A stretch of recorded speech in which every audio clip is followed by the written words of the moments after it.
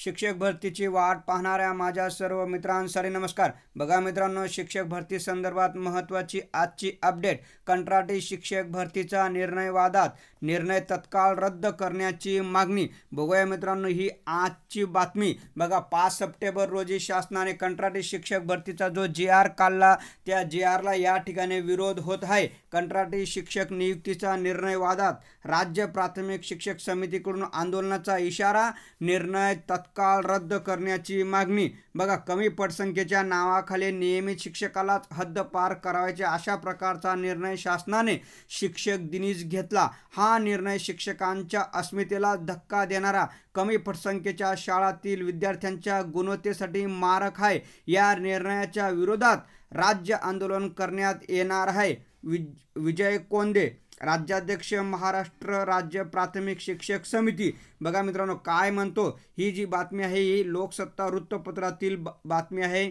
बघा राज्यातील 20 किंवा त्यापेक्षा कमी पटसंख्या शाळांमध्ये निवृत्त शिक्षक किंवा DED BED धारकांना दरमहा 15,000 वेतनावर कंत्राटी नियुक्ती करण्याचा निर्णय वादात सापडलेला आहे। विशेष म्हणजे शिक्षक दिनीच कंत्राटी शिक्षक नियुक्तीचा निर्णय घेऊन शिक्षण विभागाने शिक्षकांच्या अस्मितेला धक्का दिला असून या निर्णयामुळे राज्यातील कमी पटसंख्येच्या शाळांचे नुकसान होणार असून अशी टीका राज्य प्राथमिक शिक्षक समितीची संघटना यांच्याकडून होत आहे। विशेष म्हणजे मित्रांनो, शिक्षण सेवक नियुक्तीनंतर 16,000 रुपये मानधन मिळत असतं, परंतु या ठिकाणी फक्त 15,000 रुपये मानधनावर या ठिकाणी DED BED धारकांची नियुक्ती करण्याचा निर्णय घेण्यात आलेला आहे। मित्रांनो बघा 20 पटसंख्येच्या आतील जर कधी शाळांवर कंत्राटी शिक्षक नेमले तर ते शिक्षक अतिरिक्त होतील। मग ते शिक्षक मोठ्या शाळांमध्ये हळूहळू समायोजन होतील।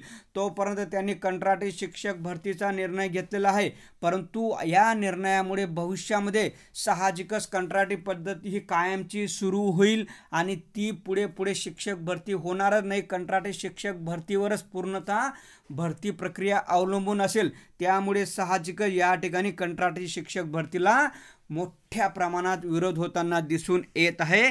धन्यवाद मित्रांनो, ही आजची महत्त्वाची अपडेट।